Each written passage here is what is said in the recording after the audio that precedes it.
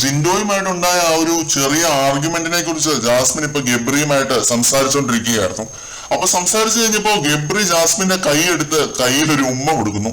അപ്പൊ ജാസ്മിൻ ഉടനെ ഞാൻ ആരടാ നിന്റെ ഭാര്യയോ, കുളിക്കാൻ പോയ ഞാൻ നിന്റെ അടുത്ത് വന്നിരുന്ന് സംസാരിക്കുന്നു, ഉണ്ടായ കാര്യങ്ങളെ കുറിച്ച് പറയുന്നു, സംസാരിച്ചു പോയി കുളിച്ചോന്നും പറഞ്ഞ് നീ എന്റെ കയ്യിൽ പിടിച്ച് ഉമ്മ തരുന്നു, നിനക്ക് വീട്ടിൽ കയറണ്ടേ മോനെ എന്ന് ചോദിക്കുന്നു.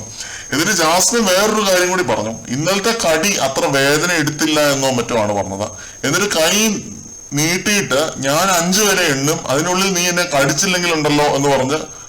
ഇത് കേട്ടപ്പോ സത്യം പറഞ്ഞാൽ എനിക്കൊരു കാര്യം തോന്നി, രണ്ടുപേരുടെയും കടി ഇതുവരെ അവസാനിച്ചിട്ടില്ല. ജിൻഡോ പറഞ്ഞ പോലെ ഇവരിൽ ഒരാൾ പുറത്തേക്ക് പോവാതെ ഈ കടി അവസാനിക്കില്ല.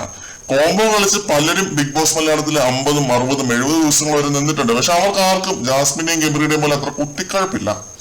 അതിന് കാരണം കൂടി ഞാൻ പറയാം. ഇത് ലൈവിൽ നടന്നുകൊണ്ടിരുന്നപ്പോ കാണാൻ ഒരു 10-11,000 പേര് ഉണ്ടായിട്ടുണ്ടാവും. അത് ഈ രണ്ടെണ്ണവും അറിയുന്നുമില്ല. ഇവര് പറയുന്ന ഓരോ വാക്ക് ജഡ്ജ് ചെയ്യപ്പെടുമെന്ന് മനസ്സിലാക്കുന്നതുമില്ല. ഇന്നലെ ജാസ്മിന്റെ വായിൽ നിന്നും അറിയാതെ വീണൊരു കാര്യമാണ്. വാപ്പയുടെ തെറി വരെ ഞാൻ കേട്ടു, പിന്നെയാ ഇത് എന്ന്. അതിൽ തന്നെ ഉണ്ട് എല്ലാം. ഈ ഷോ കഴിഞ്ഞും ഒരു ലൈഫ് ഉണ്ട് എന്നത് രണ്ടുപേരും മനസ്സിലാക്കുന്നില്ല. ഇവരുടെ ഒരു റിലേഷൻഷിപ്പ് ആണോ, സിറ്റുവേഷൻഷിപ്പ് ആണോ, വൺ സൈഡ് ലവ് ആണോ, എന്ത് തേങ്ങയാണെന്ന് ഇതുവരെ ഒരു ക്ലാരിറ്റിയും രണ്ടുപേരും വരുത്തിയിട്ടുമില്ല. അതുകൊണ്ടാണ് ഇവരിങ്ങനെ വിമർശിക്കപ്പെടുന്നത്. അല്ലാതെ രണ്ടുപേരും ഒരുമിച്ചിരിക്കുന്നതോ കടിക്കുന്നതോ ഒന്നും നമുക്കൊരു വിഷയമുള്ള കാര്യമല്ല. ഒഫീഷ്യലായിട്ട് അങ്ങ് പ്രഖ്യാപിക്കുക, രണ്ടുപേരും തമ്മിൽ ലവ് ആണോ, എന്താ കല്യാണം കഴിക്കുക എന്നങ്ങ് പ്രഖ്യാപിക്കുക. അപ്പോൾ നമുക്കൊരു കുഴപ്പമില്ല.